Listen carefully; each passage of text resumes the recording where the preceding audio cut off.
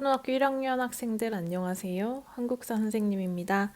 이번 영상에서는요, 우리가 고려시대에 들어가기 전에 고려시대의 정치적인 흐름과 경제, 사회, 문화의 특징을 간단하게 한 장에 요약을 해서 살펴보는 한눈에 보기 시간입니다.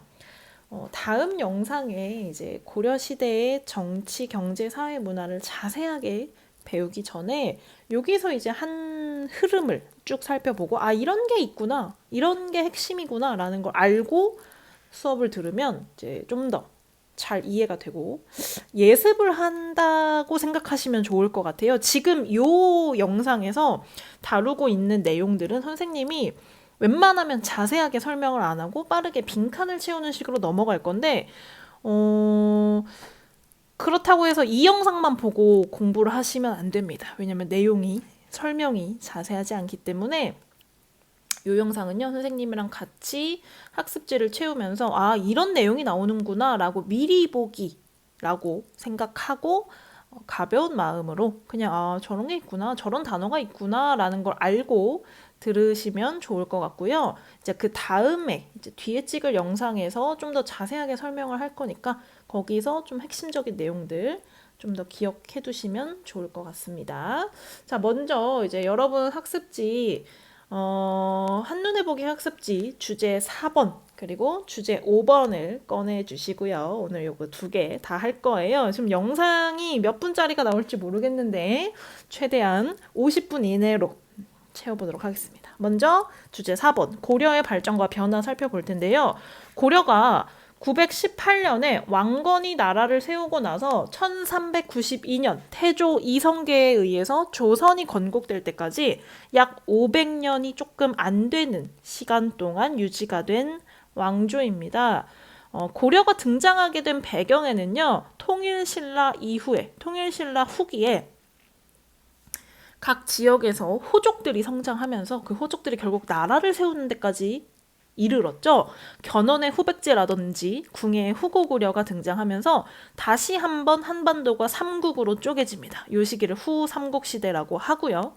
후고구려의 궁예의 밑에 있던 왕건이라는 신하가 결국 궁예를 몰아내고 새로운 나라 고려를 세우게 되면서 고려, 후백제, 신라의 삼각구도가 다시 형성이 되고 결국 936년에 고려가 후삼국을 통일하면서 이제 한반도의 주인으로 자리를 잡게 됩니다.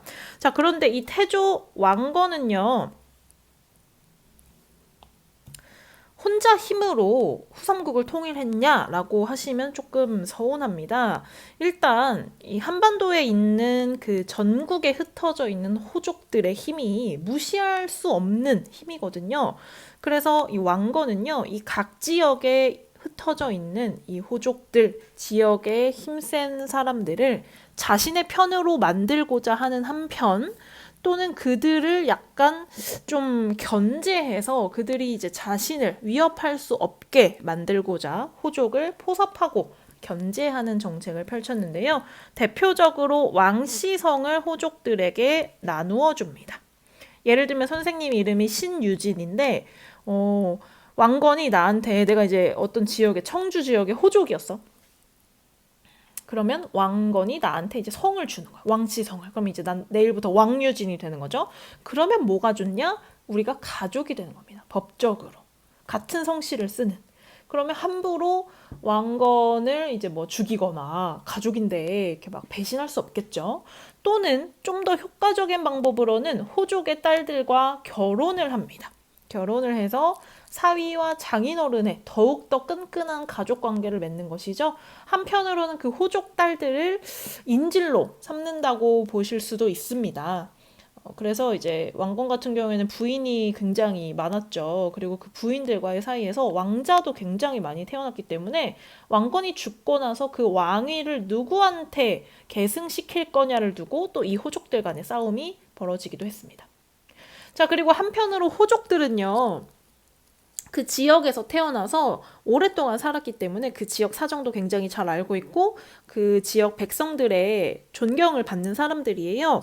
그래서 이 사람들을 그 지역의 사심관이라는 관직을 내려줍니다.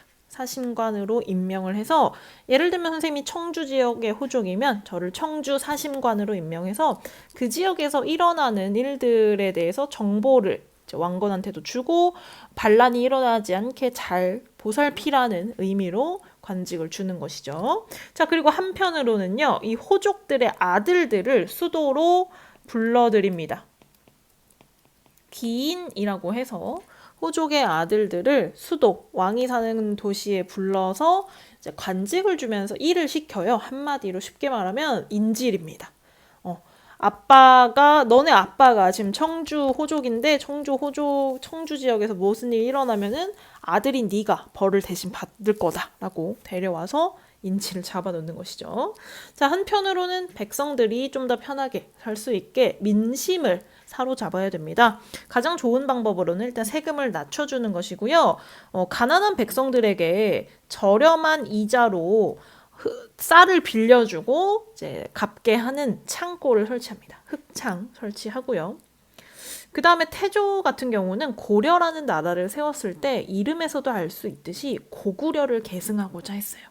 그런데 이 옛날 고구려 땅을 되찾기 위해서 북쪽으로, 잃어버린 땅을 되찾기 위해서 북쪽으로 올라가야 됩니다. 북진 정책. 그래서 고구려의 옛 수도였던 평양을 서경이라고 해서 제2의 수도로 삼고요. 굉장히 중요하게 생각했고요. 스스로 우리는 고구려를 계승한 국가야 라고 선포를 했죠. 자, 그리고 이 태조가 죽은 뒤에 해종, 정종 이 두 명의 왕이 자리에 오를 동안 아까 이야기했듯이 이 수많은 호족의 딸들과 결혼을 했기 때문에 그 호족 사이에 반란들이 굉장히 많이 일어났어요. 그런데 그것을 다 정리하고 제4대 왕으로 오른 것이 바로 광종입니다. 광종은 왕권을 강화시키고 호족 세력을 약화시키기 위해서 다양한 정책을 펼쳤는데요. 광종 굉장히 중요합니다. 일단 고려를 세운 건 태조지만 고려를 안정시킨 것은 광종이에요. 그래서 만약에 수능에서 고려시대 전기에서 문제를 하나 낸다? 반드시 광종에서 나오게 되어 있습니다. 광종은요, 호족의 힘을 줄이고 왕권을 강화시키기 위해서 노비 안건법을 실시합니다. 호족들이 가지고 있는 노비를 조사해서 불법으로 노비가 된 사람들을 풀어주고 평민으로 복귀시켜주는 제도이죠. 자, 그 다음에 중국에서 건너온 쌍기라고 하는 중국 관료가 이제 고려에 방문을 해요. 그때 이제 쌍기가 야, 우리가 중국에서 이런 거 하는데 너네도 한번 해볼래? 라고 해서 실시한 게 뭐냐면 과거제도입니다.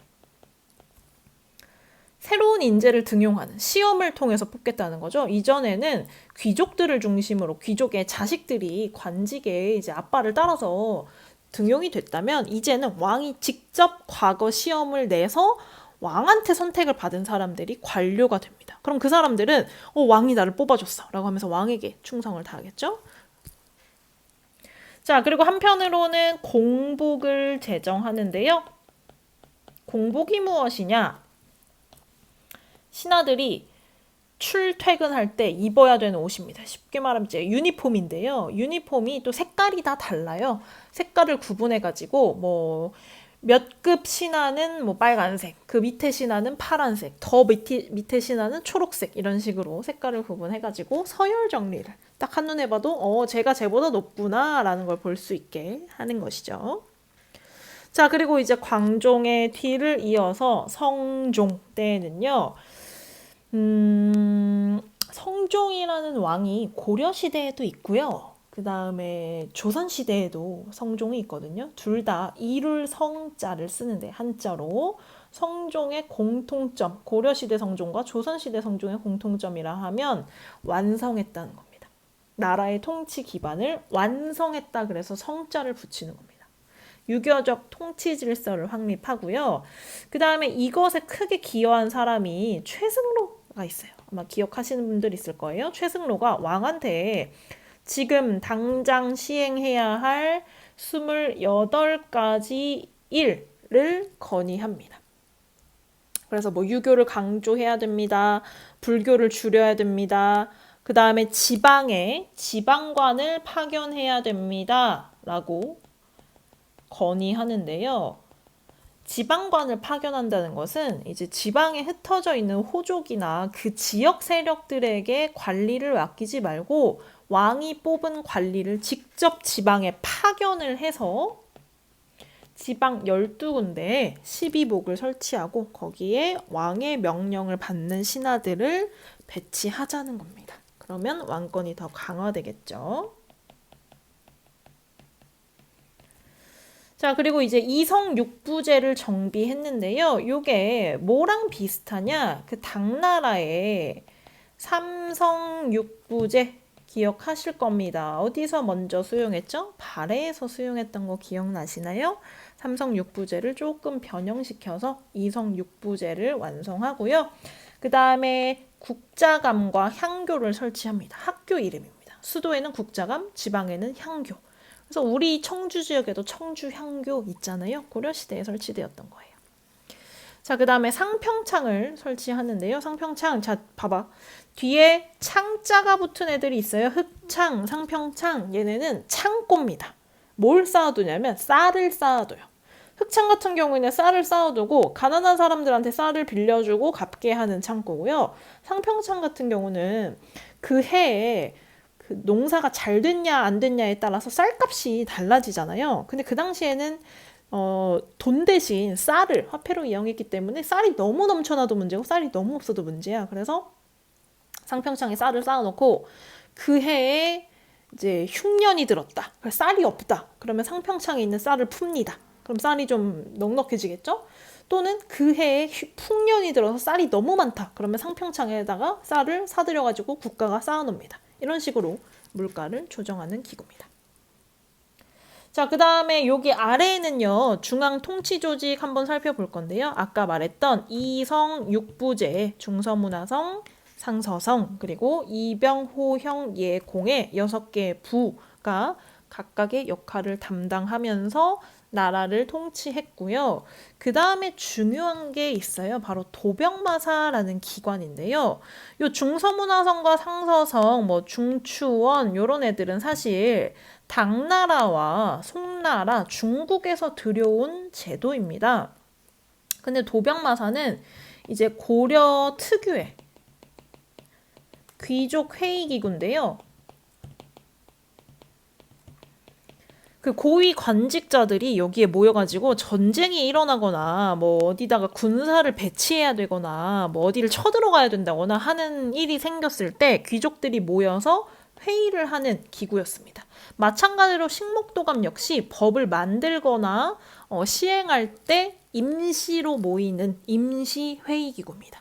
이런 일이 없으면 또 사라졌다가 이런 일이 생기면 다시 모여가지고 회의를 하는 그런 고려 특유의 기구라는 점 기억해 두시기 바라고요.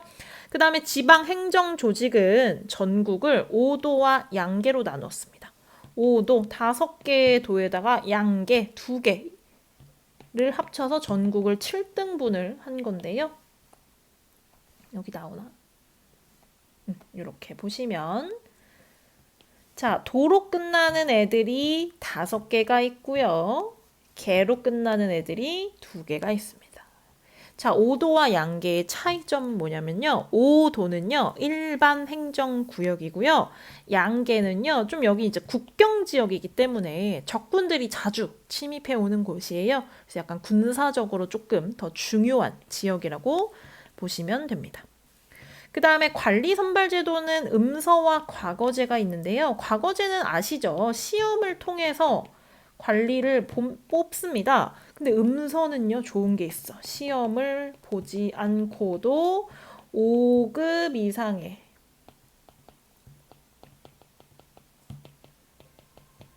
자손들에게 관직에 진출할 수 있게 하는 거야. 예를 들면 우리 아버지가 3급 공무원이다.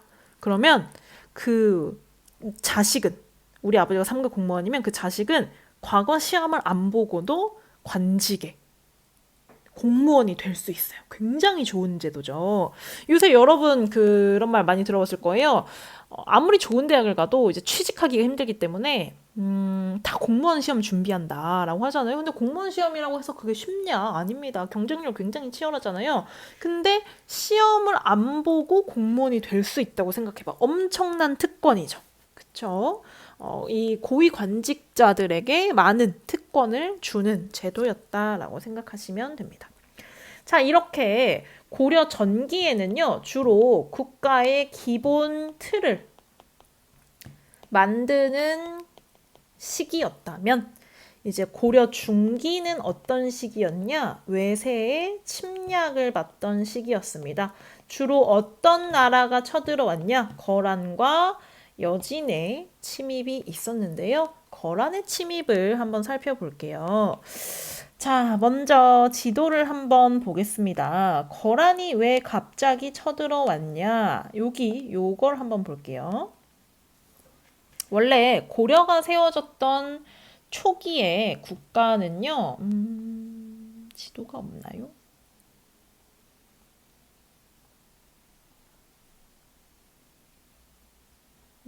선생님이 찾는 지도가 없네. 고려가 등장했던 때, 고려가 처음 세워졌을 때, 나라의 주인은, 중국의 주인은요, 원래 송나라였습니다. 송나라. 우리가 지난 시간에 이제 배웠던, 이제 뭐, 고구려랑 싸웠던 수나라, 다음에 당나라가 들어서고, 그 다음에 다시 한번 중국을 차지한 게 송나라인데요. 이 송나라는 특징이 뭐냐? 군인들을 싫어해. 문신주의라고 해서, 문치주의라고 해서, 무신들은 별로 중요하게 생각하지 않고 문신들 위주로 정치를 해나간단 말이에요. 그러다 보니까 국방력이 굉장히 약해져서 중국인들이 오랑캐라고 불렀던 거란족에게 중국의 북쪽 땅을 빼앗기게 됩니다. 그리고 이 거란이 이제 송나라가 이제 송나라랑 이렇게 싸우다가 이제 송나라는 남쪽으로 또 내려가요. 그래서 나중에 이름을 남송으로 바꾸는데요. 이렇게 하기 전에 송나라랑 라이벌 관계였을 때 거란이 고려를 찾아옵니다. 왜냐면 고려랑 송나라가 굉장히 친한 관계였거든. 그래서 이제 거란이 송나라를 공격하기 전에 먼저 고려를 공격해가지고 송나라 편을 못 들게 해야겠다라고 생각을 해서 쳐들어오게 된 거죠. 무려 3차례나 쳐들어오는데요. 1차 침입 때는 여러분 많이 들어보셨을 거예요. 서희 장군의 외교 담판을 통해서 전쟁 없이 오히려 우리가 그들에게서 강동 6주의 땅을 획득하게 됩니다. 자, 그런데 이제 2차 침입 때는요, 수도를 털리게 돼요. 이 거란군에 의해서. 그래서 이제 국왕이 부랴부랴 제발 진정해라. 우리가 너네 황제 만나러 갈게 라고 약속을 하고 돌려보냈는데 그 약속을 안 지키니까 다시 3차 침입을 한 거죠. 그때 활약했던 사람이 바로 강감찬 장군. 무슨 대첩? 귀주 대첩에서 거란족을 크게 물리칩니다. 그리고 나서 이제 거란이랑은 사이가 좀 괜찮아졌어요. 그런데 이제 북쪽에 또 어떤 족이 있냐면 어떤 그 유목민족이 있냐면 여진족 애들이 있는데 독특한 게 있어요. 잘 들어보세요. 유목민족은 떠돌아다니면서 가축을 기르는 아이들이기 때문에 어느 한 곳에 정착을 하지 않습니다. 흩어져서 소규모 그룹들이 이제 자기 지역 주변을 돌아다니면서 풀을 먹으면서 그 가축들을 기르는 아이들이거든요. 그런데 이제 얘네가 흩어져서 살다가 수는 굉장히 많은데 부족 단위로 굉장히 잘게 쪼개져 있기 때문에 힘이 처음에는 없어요. 약해요. 그런데 걔네가 이제 하나로 뭉치게 되면 굉장히 힘이 세지는 거지. 자, 그래갖고 이제 여진족 애들이 고려 북쪽에 고려 국경 넘어서 저기 황무지 땅에 살다가 자꾸 이제 국경을 넘나들면서 이제 막 고려에 와가지고 막 그 쌀 같은 거 훔쳐가고 식량 막 훔쳐가고 이러니까 안 되겠다. 혼쭐을 내주자 해가지고 윤관이라는 장군이 별무반이라는 특수부대를 조직합니다. 별무반이라는 특수부대를 조직해가지고 그 여진족 지역을 이제 가서 공격을 해가지고 그 지역에 9개의 성을 쌓아요. 동북구성을 설치하고 돌아왔는데 1년 만에 1108년에 다시 반환을 하게 됩니다. 이 지역이 굉장히 그 땅도 여기 있나? 여기 보시면 지금 동북구성의 정확한 위치가 어딘지는 아직 밝혀지지 않고 있는데요. 뭐 여기일 것이다, 여기일 것이다, 여기일 것이다 이제 설은 굉장히 많은데 어쨌든 지금 이제 북한 땅 여기 좀 귀퉁이에 있는 요런 땅이잖아요. 그러니까 이제 우리나라 사람들이 가서 살기도 힘들고 원래 살던 곳도 아니고 이러니까 이제 여진족 애들이 아 제발 우리 땅을 돌려주세요 해가지고 돌려준단 말이야. 근데 여기서 이제 여진족 애들이 성장을 해가지고 나라를 세웁니다. 그래서 금나라를 세워요. 금나라를 세우고 나서 고려에 뭘 요구하냐? 사대 관계를 요구합니다. 사대 관계란 무엇이냐? 국가와 국가가 임금과 신하 관계를 맺고 임금은 신하에게 조공을 바친 이런 제도를 말하는 것이죠. 그러니까 이제 여진족이 한때는 고려를 아버지처럼 따르고 제발 식량 좀 나눠주세요 이러던 애들이 이제 힘이 세져가지고 이제 너네가 이제 우리의 신하가 되라 이렇게 입장이 확 뒤바뀌어 버린 거죠. 자 그런데 이 사대 관계 요구를 했을 때 고려가 이것을 수용하게 됩니다. 왜 그랬냐? 그 당시 고려의 왕이 굉장히 힘이 약했거든요.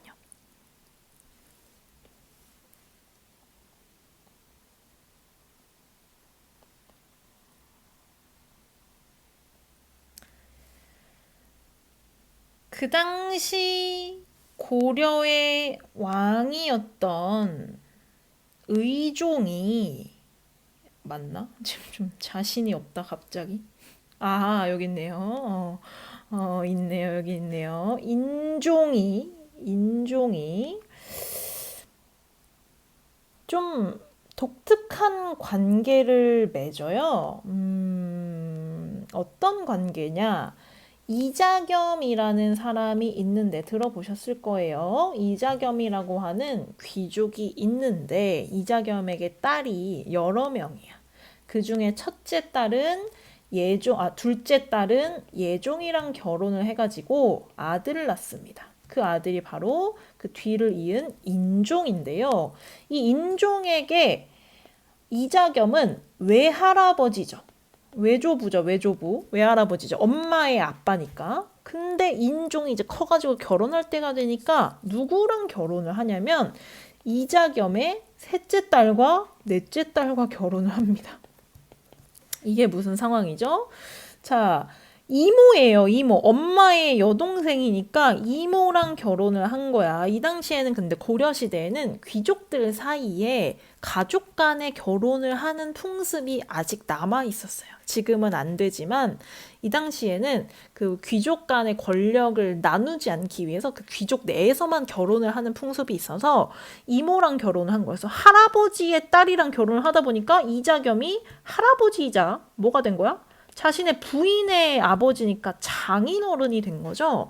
그만큼 이자겸의 권력이 굉장히 강해집니다. 그래서 이자겸은 결국에는 반란을 일으켜요. 반란을 일으켜서 왕위를 차지하려고까지 했지만 결국 실패를 하게 되죠. 결국 실패를 하게 되는데 그때 이자겸이 한창 잘 나갔을 때 이 금나라가 고려한테 이제 사대 관계를 요구한단 말이야. 그때 왕보다 힘이 셌던 이자겸이 그래 사대 관계 맺자라고 결정을 내렸죠. 왜냐하면 이걸 거절하면 그 금나라가 고려를 쳐들어올 텐데 그러면 이제 자신의 권력이 위험해지잖아요. 전쟁이 벌어지면. 그래서 사대 관계를 수용하게 됩니다. 결국 이자겸의 난은 실패로 끝나게 되고 이자겸을 지지했던 세력과 이자겸에 반대했던 세력으로 이제 그 고려의 귀족들이 쪼개지게 됩니다. 분열을 하게 돼요. 그리고 왕권은 굉장히 바닥으로 완전 떨어졌겠죠. 왕이 제대로 정치를 못해서 이런 일이 벌어졌다 이런 이야기가 나오니까 이제 왕권을 강화시키기 위해서 인종 다음에 의종 때 묘청이라는 승려이자 신하가 그 왕에게 그 수도를 서경으로 옮기자고 주장을 하게 됩니다. 왜 수도를 옮기자고 했냐면 그 당시 이 이자겸 같은 문벌 세력들은 주로 개경에 살던 사람들이었어요. 개경 귀족파. 걔네가 너무 지금 힘이 세니까 걔네의 근거지를 벗어나서 새로운 왕에게 충성하는 세력이 필요하다. 그 지역을 어디로 삼자? 제2의 수도 서경으로 삼자. 해서 아예 수도를 옮기려고까지 했는데 여기서 이제 충돌이 일어나죠. 요 표를 잘 기억해 두세요. 요 표는 묘청 중심의 서경 세력과 김부식 중심의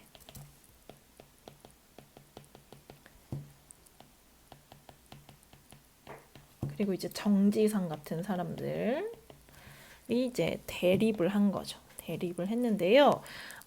개경 세력, 김부식으로 대표되는 개경 세력은 이제 신라를, 우리 고려는 신라를 계승한 국가다라고 생각을 합니다. 반면 서경 세력은요, 무슨 소리야? 우리는 고구려를 계승했지. 라고 생각을 하고요. 김부식은 이제 대대로 유학자 집안입니다. 그래서 유교를 강조하고요. 충성해야 된다, 효도해야 된다. 반면에 묘청 같은 경우에는 불교 승려이기도 하면서도 풍수지리설을 굉장히 많이 믿었어요. 그래서 뭐라고 이야기하냐면 묘청이 왕한테 가서 지금 개경에 터가 안 좋다. 우리 지난 영상에서 봤잖아요. 터가 안 좋아서 이런 일이 생긴 거다. 수도를 서경으로 옮기면 서경의 터는 굉장히 좋기 때문에 여기 오면은 금나라가 저절로 와서 우리한테 항복하고 우리 고려가 전색으로 막 뻗어나갈 거다. 막 이런 이야기를 한 거죠. 자, 그리고 이제 유교에서는 충성, 효도 이런 걸 강조하잖아요. 어쨌든 우리가 여진족을 오랑캐라고 봤지만 사대 관계를 맺은 이상 이자겸이 사대 관계를 맺었잖아요. 사대 관계를 맺은 이상 우리는 금나라한테 충성을 해야 된다. 금나라에 사대해야 된다라고 이야기를 한 거죠. 하지만 묘청 같은 경우에는 무슨 소리냐? 우리는 그 광개토대왕의 피를 이은 사람들이야. 고구려를 계승했어. 그러니까 우리는 더 적극적으로 금나라를 저 오랑캐들을 몰아내야 돼라고 금나라를 정벌하자고 주장을 하죠. 그래서 이제 의종이 그 거의 수도를 옮기기 직전까지 가요. 그러다가 갑자기 정신을 차려가지고 마음을 바꿉니다. 그러니까 이제 마음이 급해진 묘청이 서경에서 반란을 일으키고 결국 김부식에 의해서 진압을 당하고 이것은 실패로 끝나게 되는 것이죠. 자, 이렇게 두 차례 이자겸의 난과 묘청의 서경천도 운동을 겪으면서 사회가 굉장히 뭔가 잘못되어 있다라는 생각이 널리 퍼지게 됩니다. 거기다가 더해서 이 사람들 다 놀랍게도 문신 출신들이에요. 예를 들면 서희 있죠. 서희 장군이라고 했지만 무신 출신 아닙니다. 문신 출신이고요. 강감찬 문신 출신입니다. 윤관 문신 출신입니다. 전부 다 문신 중심의 사회였고요. 그러다 보니까 무신들, 실제로 전쟁터에 나가서 싸우는 그 병사들 같은 무신들은 차별을 받았죠.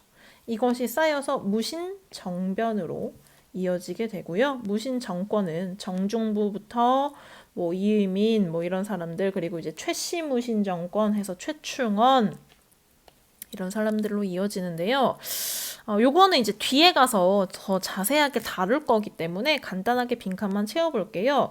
우선 최씨무신 정권 때 중심 기구가 있습니다. 교정도감이라고 하는 기구를 중심으로 나라를 운영했고요. 그리고 삼별초라고 하는 군대와 정방이라고 하는 인사관리 기구를 통해서 나라를 다스렸어요. 그리고 이제 무신 정권 몰락기에는 뭐 김준, 이뮤무 같은 사람들이 나라를 다스렸고요. 근데 이때 아무래도 정치를 제대로 해본 사람들이 아니다 보니까 뭐 나라를 잘 운영하는 게 중요한 게 아니라 야, 지금 내가 왕의 자리에 거의 올랐으니까 이제 한몫 단단히 챙겨. 부정부패, 비리 이런 것들이 많이 벌어집니다. 그러다 보니까 백성들이 그 고통을 고스란히 떠안게 되죠. 그래서 이제 농민이나 천민 봉기가 많이 일어나는데요. 대표적으로 망이, 망소이의 난,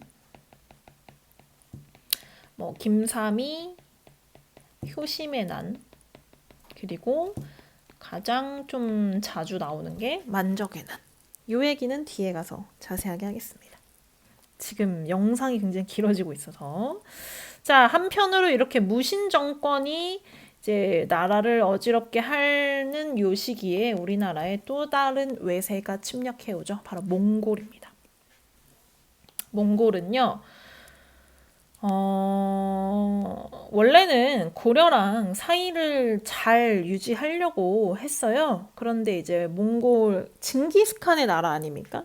굉장히 거대한 국가다 보니까 고려가 좀 만만해 보이는 거야. 작은 나라고 해서 야, 너네 우리한테 이제 선물 좀 보내라. 우리 황제한테, 우리 징기스칸한테 선물을 좀 보내라 하면서 이제 뭐 각종 선물들을 요구하는 뭐 비단 쌀부터 시작해서 심지어는 뭐 여성과 매 있죠. 매. 그 사냥하는 매, 새.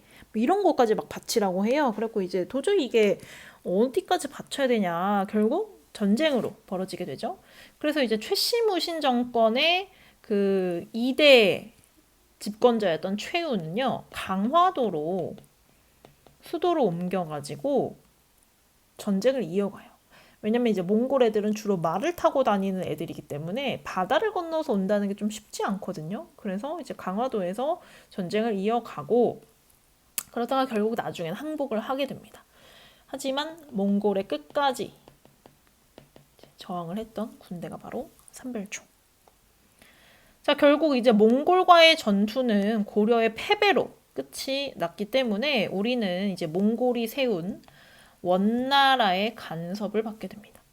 그러면서 이제 고려의 자주성이 손상되고 원나라가 우리나라 정치며 뭐며 많은 것에 이제 손을 대기 시작하는데요. 일단 원나라 황제의 딸과 고려 왕이 결혼을 하게 됩니다. 그래서 고려 왕은요, 원나라 황제의 사위가 되는 거예요. 이해가 되시나요? 원 황제한테 딸이 있어. 이 딸과 고려 왕이 결혼을 하는 거야. 그래서 뭐가 되냐면 사위가 되는 거죠.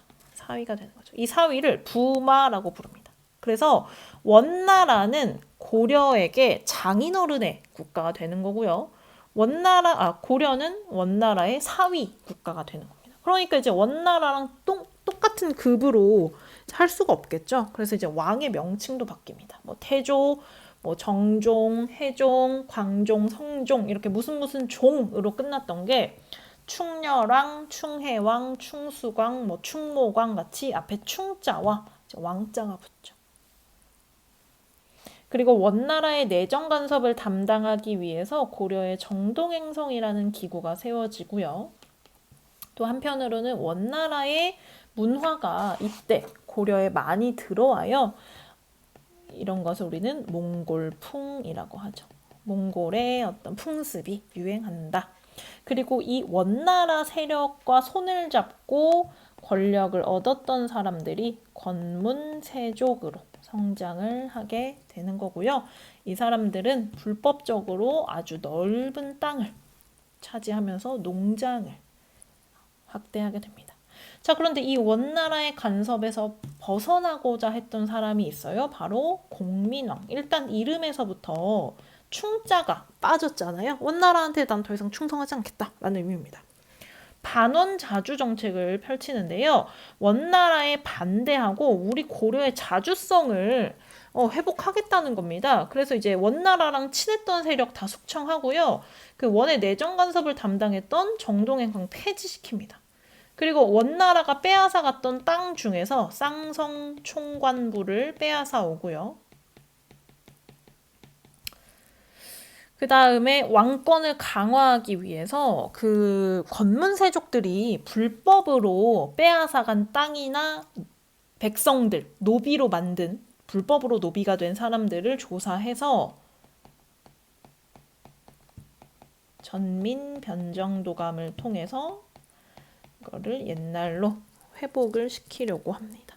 그래서 유교를 받아들여서 자신에게 충성하는 새로운 관리들, 신진사대부를 통해서 나라를 개혁하고자 했지만 결국 공민왕이 이제 젊은 나이에 죽으면서 개혁은 실패로 끝났다.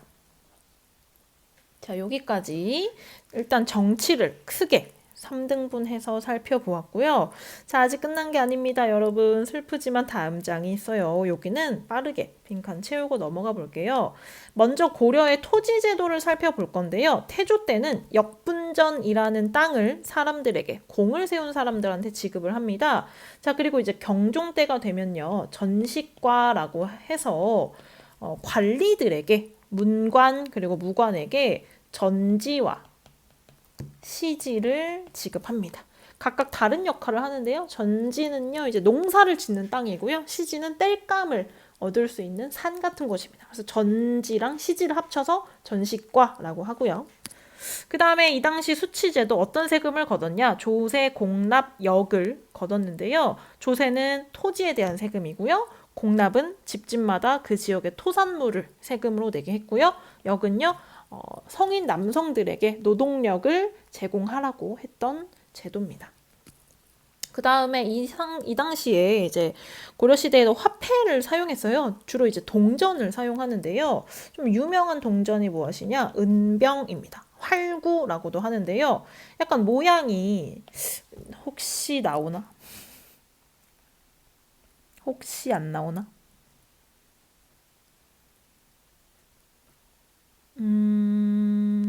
혹시 안 나오네요.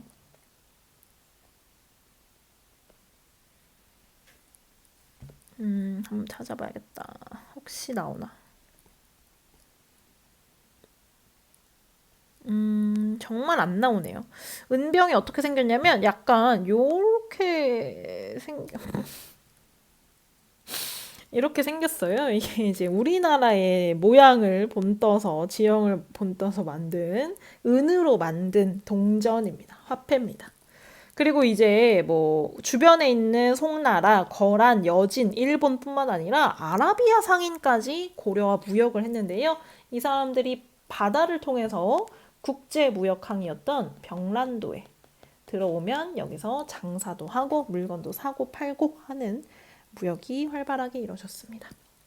자, 고려시대의 사회는요. 일단 신분제도 보시면 귀족, 중류층, 평민, 그리고 노비 같은 천민 이렇게 4단계가 있었고요. 그 다음에 아까도 이야기했지만 각종 창고들 있습니다. 흑창, 의창은 가난한 사람들 도와주는 창고, 상평창은 물가 조절하는 창고, 그리고 이제 각종 뭐 해민국, 동서대비원, 의료기관이 있었고요. 고려 사회의 사회의 특징은요. 여성의 지위가 뭐랑 대비해서 보셔야 되냐면 조선 후기에 여성의 지위에 비교해서 보면 여성의 지위가 굉장히 높은 편이었다. 물론 지금처럼 여성들이 직업을 가지고 사회생활, 경제활동을 할 수는 없었지만 가족 내에서는 남성이랑 별 차별이 없었다. 일단 호적에 쓸 때 조선시대에는 아들 먼저 쓰고 그 다음에 딸을 쓰거든요. 또는 딸은 아예 호적에 넣지 않는 경우도 있어요. 그런데 고려시대는 일단 태어난 순서대로 호적에 넣고요. 그 다음에 여성도 호주가 가능합니다. 그 다음에 사위와 외손자, 딸의 가족들에게도 똑같은 혜택을 적용했고요. 여성의 재혼이 굉장히 자유로웠습니다. 이런 것들이 조선시대랑 좀 달리 좀 여성의 지위가 높았던 점 기억해 두시면 좋고요. 그 다음에 조선시대의 역사서 한번 볼게요. 고려시대 역사책, 대표적인 역사책 있죠? 삼국사기. 삼국시대에 대한 내용이라고 해서 삼국시대에 썼다고 생각하시면 안 됩니다. 삼국시대 이후에 고려시대에 김부식, 아까 그 서경천도 운동에 반대했던 그 김부식이 유교적인 역사관을 기반으로 쓴 책이고요. 그 다음에 삼국유사, 요게 이제 또 대표적이죠. 삼국유사는요, 일련이라고 하는 스님이 쓴 책입니다. 그러다 보니까 뭐랑 많이 관련이 돼 있냐? 불교랑 관련된 이야기들이 많이 쓰여져 있더라. 이 정도만 기억해 두시면 좋을 것 같고요. 그 다음에 이제 고려시대는 그야말로 불교의 나라였습니다. 그래서 각종 국가 행사라든지 국가 제도도 불교랑 관련된 숭불 정책, 불교를 우선시하는 중요하게 생각하는 정책이 많았고요. 왕자 출신이었던 의천은 해동 천태종을 만들어가지고 교종과 선종을 통합하고자 했는데 교종 중심이었다. 우리 교종과 선종에 대한 내용은 지난 시간에 영상을 통해서 보았죠. 자, 그리고 교관 겸수라고 하는 수행 방법을 통해서 교종과 선종을 통합하고자 했고, 반면에 진울이라고 하는 스님은요, 수선사라는 절을 중심으로 이 불교를 개혁하고자 했어요. 얘는 반대로 선종 중심으로 교종을 통합하고자 했고요. 두 가지 방법을 제시합니다. 도노, 점수, 그리고 정해, 쌍수.